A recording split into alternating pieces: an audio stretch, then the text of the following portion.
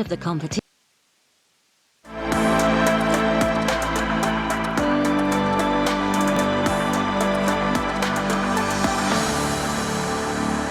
И снова здравствуйте, дорогие друзья! Наша следующая сессия пройдет в рамках конференции. Hello, dear friends. The next session will be part of the Moscow Vision Conference, why it's important to develop environmental awareness and how can we share that and how we can take into account environmental impact, which companies are pioneers in this qualitative transformation, which technological solution help to talk about successful transition to a sustainable world. It is with great pleasure that I invite to the stage the participants of this session. Let's welcome them. Riccardo Valentini, a Nobel Prize winner of Peace for 2007. Andrei Sharon, president of the Moscow Skolkovo School of Management. And let's welcome our online speakers. Roland Dubois, Vice President, Director for Sustainable Development of ABB. Claire Nelson, IDEA leader of the Futures Forum, and Franz Besnik, Head for Sustainable Development at Procter & Gamble. Please welcome, colleagues. Hello, good afternoon, thank you. I'm very happy to be here at this wonderful forum. And on behalf of the organizers, welcome. I'll be moderating this session. I will start in Russian, but then I will eventually switch to English. Unfortunately, our speakers did not learn Russian before this session, so we'll speak English for that matter. Let me remind you that our topic is environmental awareness as a basic competency in 2020, in the 21st century. But that doesn't mean we'll be discussing only this topic, but still we'll stay on this topic. We agreed with the speakers that we will do our best to make it interesting for each other and for the audience. We'll not be making long speech. We'll have a conversation, not a series of presentations or reports. So I'm switching to English right now. Dear participants, you were introduced, so it's not necessary to repeat it for me. So you have heard the translation from Russia that we should be interesting to each other and for the rest of the auditorium. So I know what you are going to talk about, and I'd like to mention probably that from my point of view, the ecological consciousness is deeply connected with the issues of education. And we have a professor with us, and probably he will touch upon this issue. And maybe, I don't like this word, but nevertheless, a propaganda of this ecological consciousness. And I hope that fabulous Claire Nelson will mention this aspect regarding the ecological consciousness. So we are close to start, and I ask to start Professor Riccardo Valentini. He is a professor at the University of Tuzla. It's very close to Rome. It's my new knowledge. Please, Professor, your perception of this ecological consciousness, how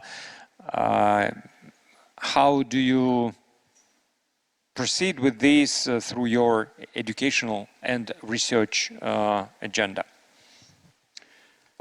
Okay. Добрый день and здравствуйте. Hello, good afternoon.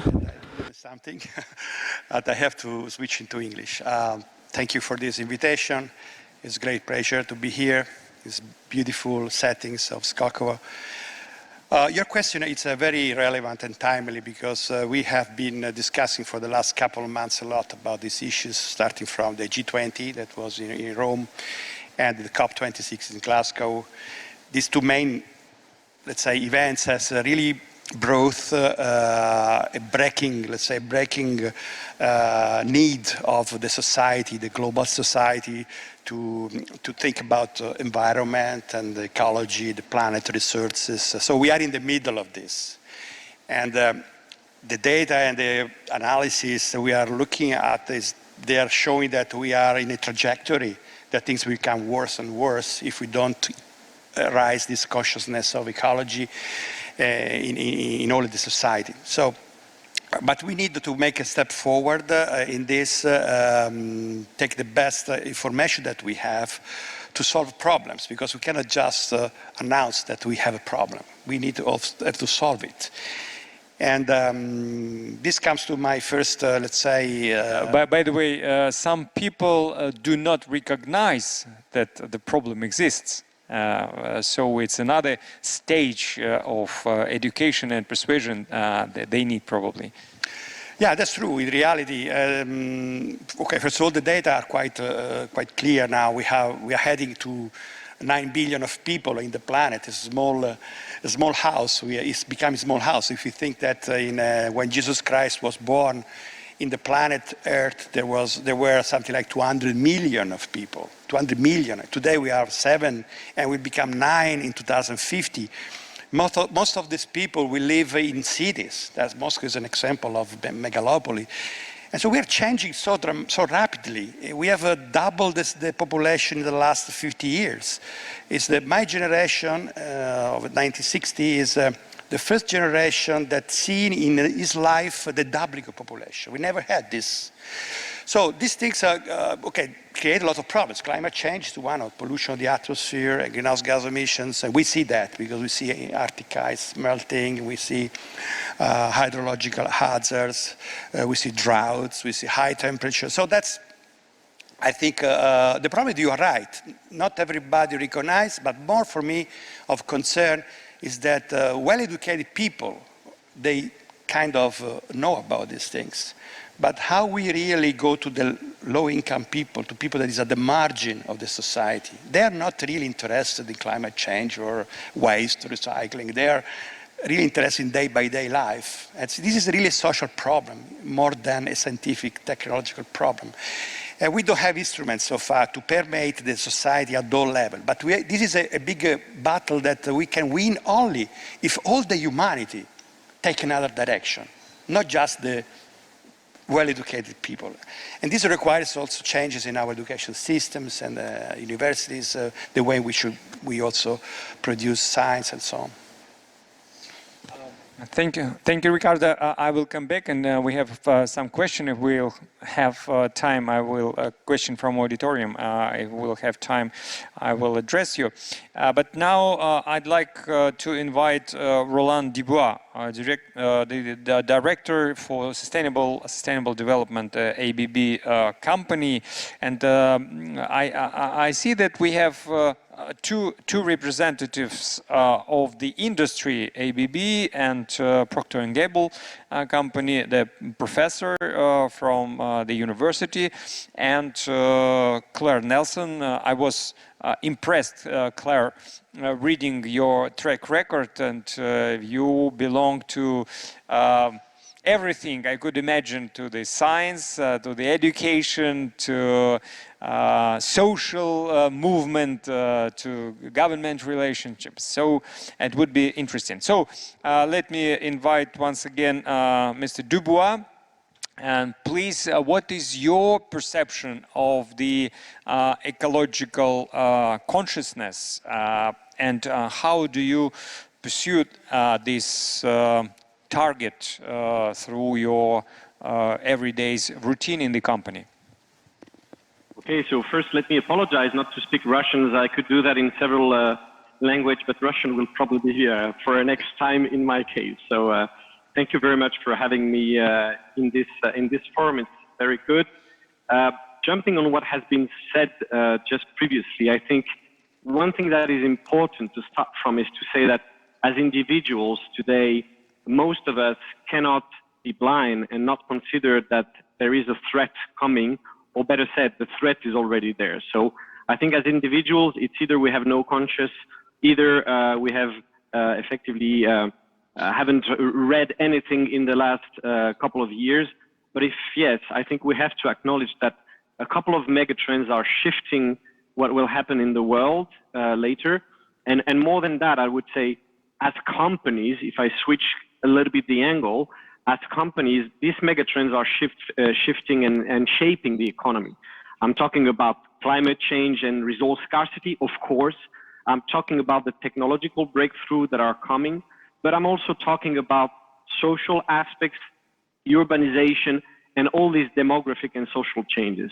All in one, they need to, we need, to have awareness of these changes and think about what we can do. If I focus a little bit on what we can do as companies, I think the first thing we have to acknowledge is in our purpose, in what are our companies here for, what is it that we can do and how can we behave on one side, so behave as a citizen, I would say, and second thing, how can we impact? In the case of ABB, the audience might not know what ABB does, so I can recap quite quickly. ABB is actually a leader in digitization of electrification products, so things you may have at a house or things that are like chargers. We have 70, for example, chargers across Russia at the moment for cars. We even charge electric buses. We also have a motion division, which is everything that is linked to electrical motors, from very small motors to extremely big motors, for example, in locomotives and trains. And we also do a lot of industrial process automation. So we can be automating cement plants, we can be automating other things. We also have quite a big marine department, and I can come back to that.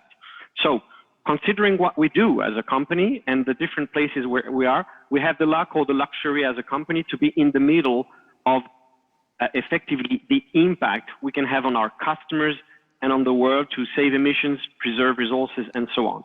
So once we have measured, I think, our own duty, become carbon neutral by 2030 is not a question anymore for ABB, and we have started the measures to achieve that in our own company. I think the next stage is really to go and say, how can we engage in partnerships with customers and act on what we can do? As far as ABB is concerned, we have defined 4 pillars to make it simple. The first one is we enable a low carbon society. We have actually committed to enable our customers to save by 2030 each year 100 megatons of CO2. That's equivalent to 30 million combustion engine cars. So it's really a massive impact. We have also committed to preserving resources. This morning at our Capital Market Day, we announced our circularity approach, which doesn't aim to be academic, but aims to say, what as a company can we do to become more circular and preserve resources? So that's our second pillar. But we also have 2 other pillars. One, of course, on integrity and transparency to basically cover all this. And the other one is on the social progress, particularly making sure that we protect the people in our company. We also engage with communities, and we also are making sure that human rights across the board are, for example, preserved. So that's the impact we can do. And I won't do a long speech, but saying that basically what we're now starting to do as a citizen, again, as a company, is try to really engage where we have impact. And don't get me wrong, we're not doing that just for the sake of the planet, which was already a great motivation, but we're doing that as part of a strategy. In our case, we have like nothing to think about because actually making that is our business. So there's a reconciliation between business, the fact of making money, and also having a good impact.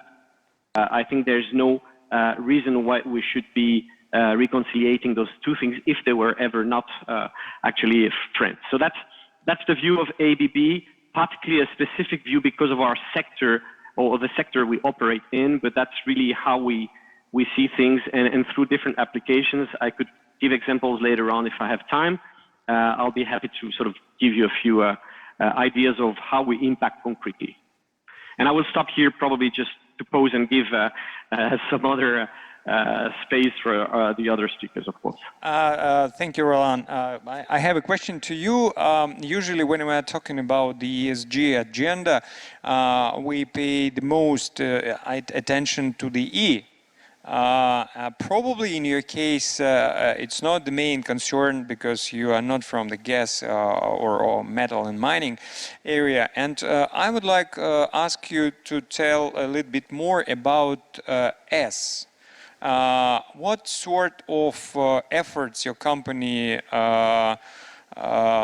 provide to improve this part of the ESG agenda, social? What particularly is the focus for you in terms of social within the company and outside of the company? I mean, not only the local communities, but the global humankind, please. Yeah, I will answer. Just recapping, we have 4 pillars, right? So 2 of them are on the environment. So it's not because we don't have a huge problem in terms of license to operate that we don't favor that, because we can enable a lot of our customers to have that. So the E is very, very, very important in ABB because, again, that's our business model. Now, answering your question, in terms of what we can do to, as we call it, promote social progress, I think there are 3 main ways that we have defined in our approach. The first one is, well, let's take care of our own people first. So let's aim for a 0 harm to our people. And actually, this year, I'm crossing fingers because we're not done with the year yet, but we have had for the first time in many years, if not in the first time of history, 0 accidents in ABB. Of course, the confinement situation of the COVID probably contributed a little bit to that, but still, that's the aim, is not to get anyone hurt. That's the main thing. The second thing in terms of social progress, the S part, as you call it, is to really acknowledge and increase the speed to work for diversity and inclusion. Again, that's not necessarily particular to ABB, but that's something that we really defend. All sorts of genders, all sorts of inclusions and diversity points. We're starting and putting the focus at the moment with women in senior management. That's the target, and we're aiming by 2030 to double the number of women we have in our senior management. Another point that we're, of course, trying to look more widely in the company, still internal, is to make sure that we are in the top tier of employee engagement score in our industry. So it's basically to say, are employees happy to work in the company, and do they, further than the fact that they work in the company, do they enjoy working in the company? So that's another aspect. If we move a little bit externally, of course, because we don't only look at ourselves, there are 2 main aspects in the social aspect. The first one is on community building initiatives. ABB does a lot of local community initiatives. We are going in 2022 to look at the possibility of launching more centrally, I would say, not driven, but more headlines type of project on certain topics that are dear to our heart, not, I would say, not suppressing or not reducing the speed on the local projects. So we have a foundation, for example, on education for unfavored countries, but we also are working a lot in the sense of care to people and, of course, access and to electrification and topics of that kind. Roland, I'm sorry, I should interrupt you to leave the space for the rest of speakers. Sure. Thank you very much. And I'd like to move to another representative of the company, Franz Besnik, Sustainable Development of Procter & Gamble. And Franz, I have read about your initiative, very, very unusual and very interesting. It's called 50-Liter Home Coalition. Please tell about this initiative. And thanks very much for having me here. Well, actually, this 50-liter home is speaking very much to your first question about awareness. I would say that awareness, and even more so empathy, is at the source of everything because it fuels inspiration and ambition. And 50-liter home is both an inspiration and an ambition.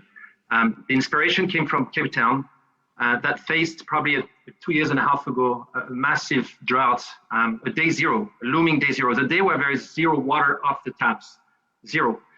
And as they were watching that looming risk, the governors of the cities constrained the population to 50 liters per day per person, when the population is at about 130 liters per day per person, about 3 times less. I could have watched it from a distance and waited till it's gone. Instead, decided to embark with a P&G team and leave on the ground live at 50 liters per day per person when there's no innovation. Being on the ground, living the daily life of people that are facing those climate issues.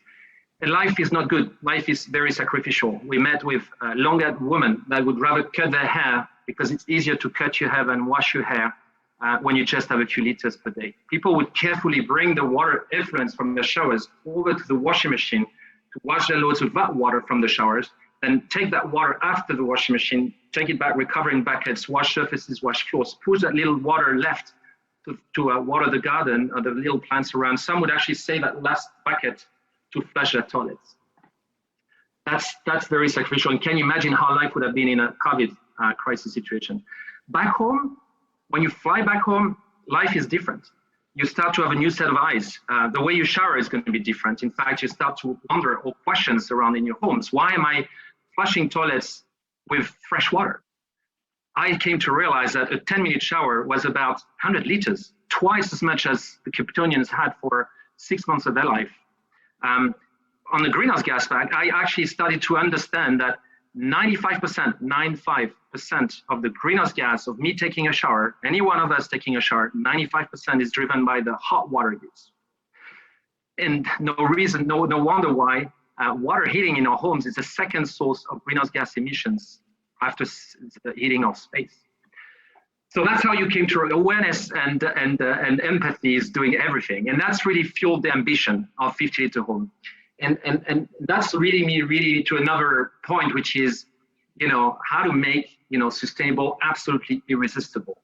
How, we turn the paradigm around, how instead of forcing people down, and that's all what Cape Town could do, frankly, because they're that brutal even, but instead of forcing people down to 50 liters per day per person, what about we're actually going to make homes that run at 50 liters per day per person, yet they feel like 500 liters at zero carbon. Make sustainable, irresistible, make 50 equals 500 liters. And that's obviously calling for new innovations, especially in the sense of, water reuse, circular water in action in the homes of our people. And I would, that's really called out for the coalition, which created the 50 Liter Home Coalition, where we picked a partner over the entire value chain of the water and energy. People like IKEA on home improvement, Electrolux for dish and laundry appliance, Kohler as bathroom, as well as Suez for water, NG for energy, Arcadis for infrastructure. So we could really have a gamut of partners to break through solutions, system change solutions to create circular economy in action in the homes of people. So I'm stopping here because I also want to leave space for my apartment. I suspect that tonight I will change my mind when I will be in the shower and will think Possibly. probably other stuff than I do it usually. Thank you, Franz. We'll try to come back to you, and let me invite Claire Nelson. Claire, I mentioned your impressive track record, so I do not have a particular question to you and ask you just to share your perception in different areas where you're working and presenting regarding the ecological consciousness or more general ESG agenda. Thank you so much. I got into this space, I think, way back when I was doing my doctoral degree, before environment became a thing. In fact, my doctoral dissertation was on technology assessment and began to ask those questions about environment, social, intellectual property, the whole life cycle analysis, if you will, of the impact that industry has on the world. That was because I was working in international development, and we were seeing so many white elephants being deposited in developing countries that weren't functional. Fast forward to today, and I've hit upon what I call my formula for rapid change. The reality is, as you said earlier, most of the, let's say, educated world understand that we're really rapidly arriving at the borders of planetary boundaries. So we have to do something and do it fast and do it now and do it more broadly. But how to get more people on the train?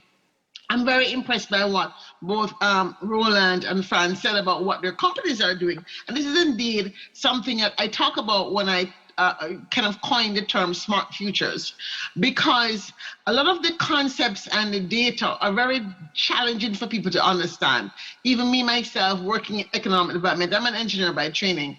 I was like, what do they mean by these coefficients and the Zenit coefficient and all these things?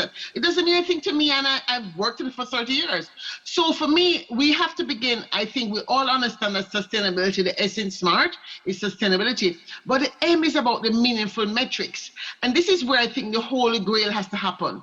We're still largely driven by a profit motive and a quarterly report motive, that the numbers have to focus on the economy, the finance, the profit.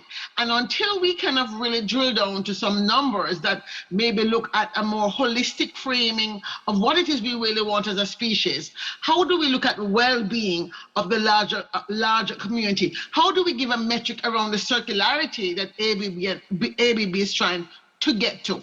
And so also, as an engineer, one of the things I'm working on, I'm just throwing it out here because I have 2 companies that who knows might fund my ambitions, we need to get to a literacy, sustainability literacy for engineers across all stripes, because it's engineers that's driving the built environment, right? The things we use, our products, processes, etc., are engineering driven. Yet, if you talk to the chemical engineers, it means one thing. Civil engineers means something else. Industrial engineers, it means something else. We need to get to a literacy in which we have a shared agenda around what it is we need. And I do think that industry can play a strong role in helping to educate our future into this more useful perspective.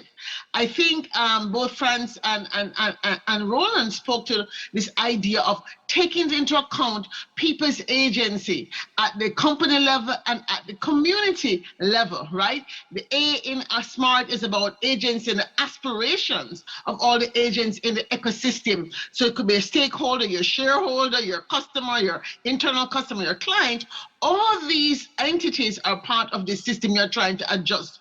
R is about the resilience of the system, right? How do we ensure that the regulatory systems also are in place to support this drive? It's no good if one company is out front and everybody is saying, waste of time, we're not going to do that. How do we create the resilience across all parts of the system, including the regulatory systems, to ensure that this paradigm shift is moving us into this consciousness that, listen, we actually don't have a planet B. And finally, T, I think Fran said it best. How do we get technology to be designed in such a way to sort of make, I think Roland said it, sustainability irresistible, right? How do we perhaps gamify it? Whatever it is we need to do to get people like myself, I'm guilty, I stand in the shower and I take 100 meters in 1 hour. How do we do that so people like me understand, wait a minute, you should turn off your shower now? And so these are small things, but I think we have to get support as industry working together to change the language, come up with language. And the reason why I picked on the word smart, because everybody was talking about smart city, smart this, smart watch, smart clothes. What does it mean really? And so I think for me, I am promoting this propaganda that if we can get smart about the future, and understand smart means these things, and more of us use these framing words in designing our systems, we might get to this paradigm shift, this environmental consciousness we need to sustain a thriving future in the in our global community. Thank you, Claire. The question to you, how do you think, what is more important or more effective in terms of promotion this ecological consciousness and thinking and behavior, ecological behavior? Some, let's say, enforcement, creation some conditions which are compulsory, obligatory for people to fulfill, or it's more upbringing, it's more storytelling and creation some positive images people would like to follow? I definitely earn this. I think you need some of the stick, but I do think have you noticed how many movies are dystopian? Like, you know, dun, dun, dun, dun, sound effects come up and it is disaster. And it's very rare that you see somebody that has the nerve to do a more thoughtful movie that really explores what the future might be like. Not a utopia, right? But it's sort of what I call a normatopia of us doing better around the circular design, for example, but still having other new challenges to solve, right? So I think the storytelling, I'd love to see more movies that are rich. I would suggest that we think about, for example, doing a movie with Ministry of the Future, that fabulous book that was written by Kim Stanley Robinson, but then drilling it down to in some scenes about the daily life that people are facing, but do it in a way that's more positive at the end, and perhaps some of the things that his book takes us through.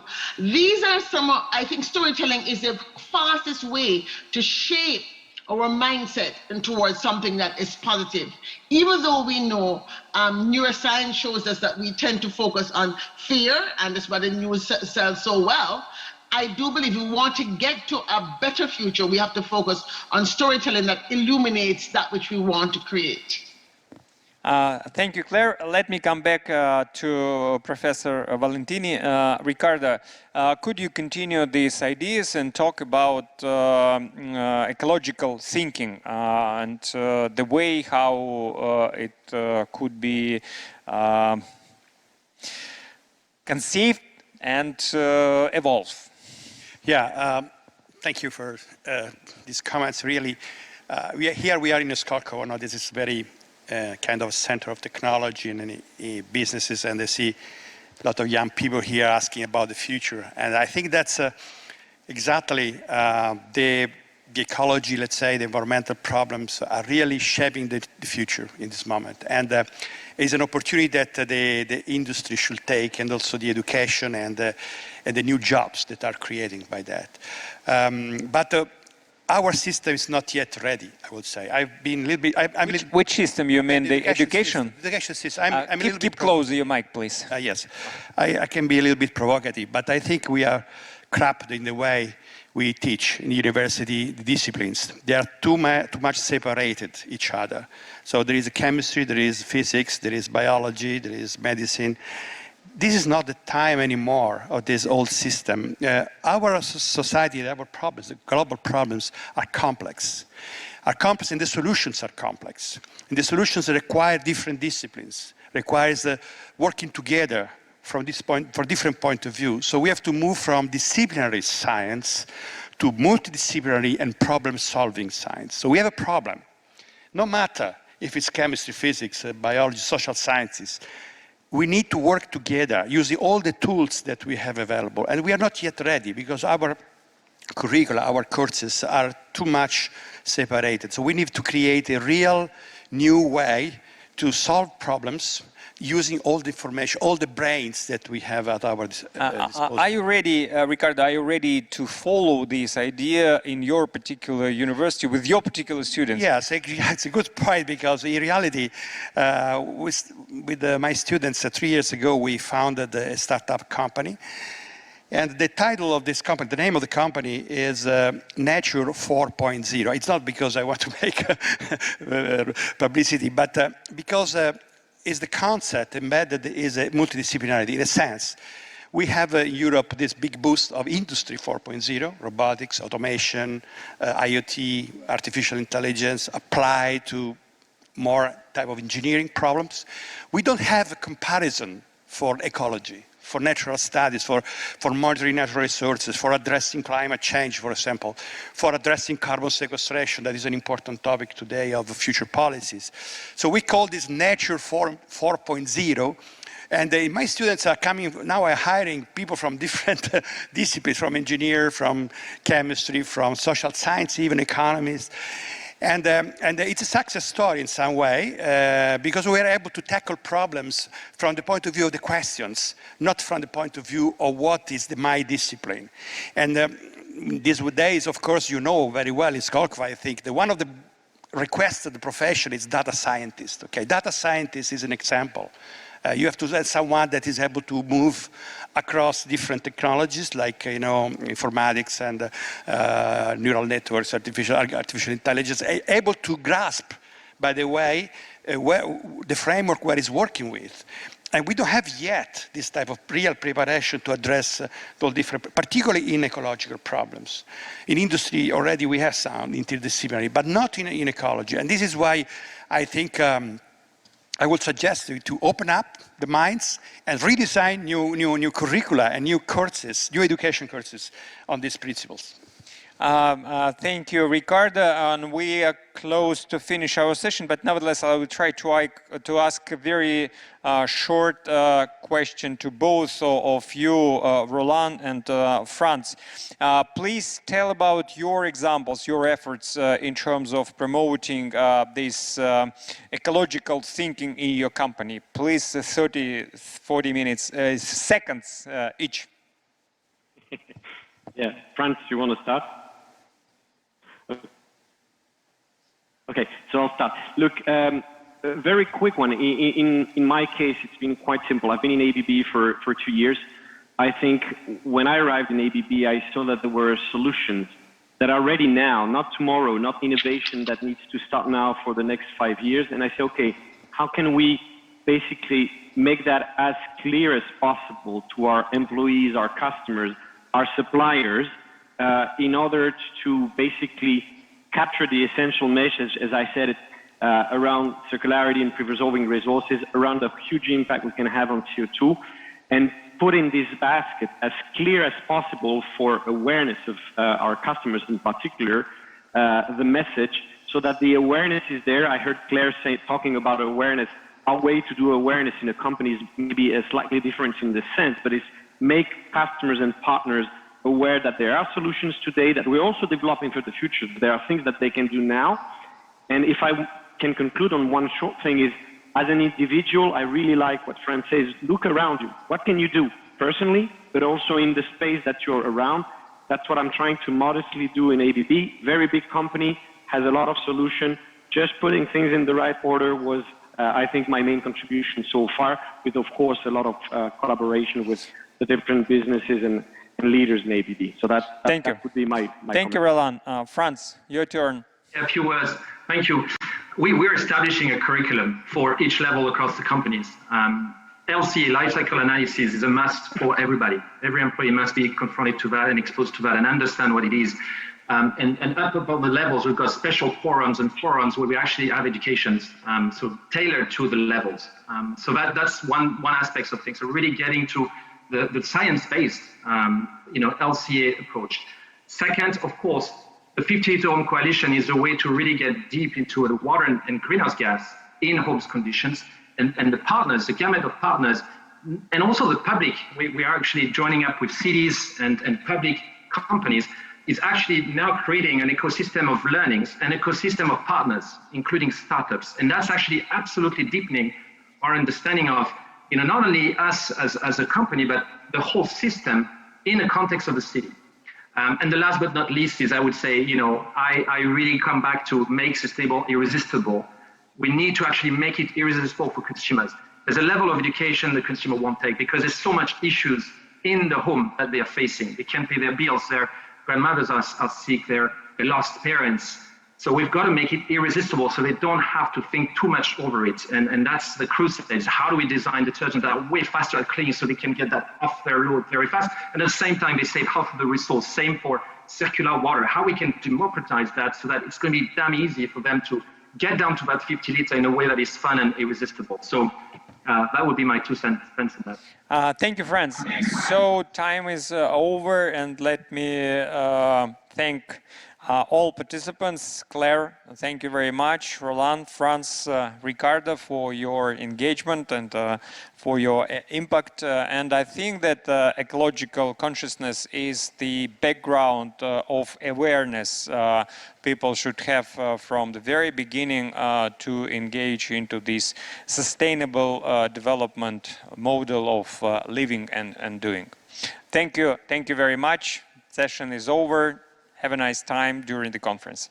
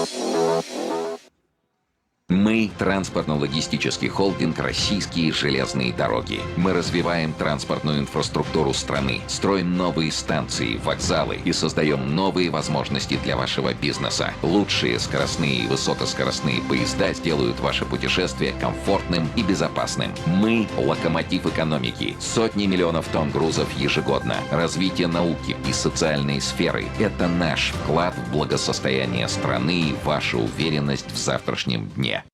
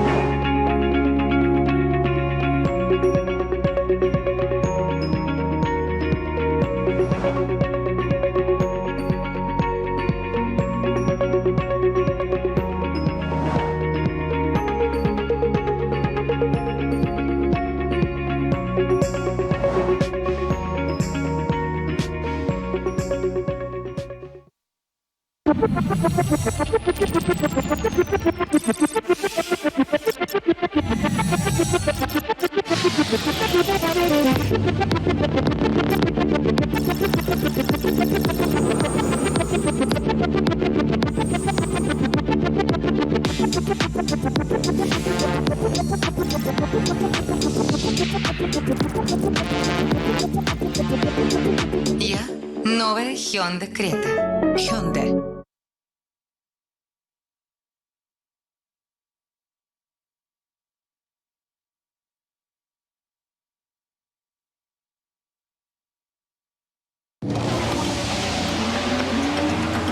Есть история фантастическая.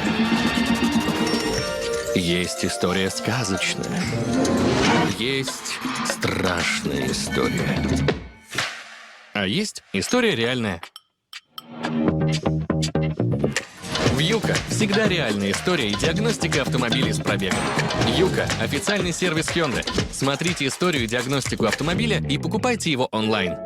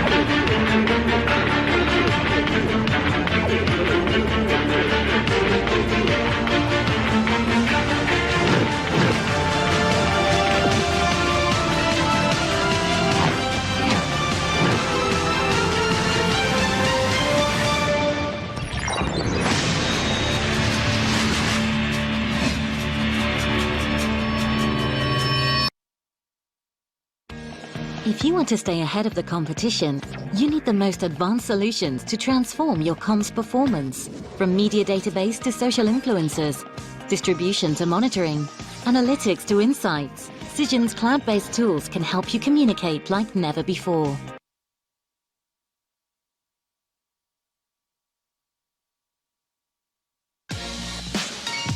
Звонки ВКонтакте для работы. Больше никаких ограничений по времени и платных функций. Звонки ВКонтакте — это разговоры без конца с телефона и ноутбука.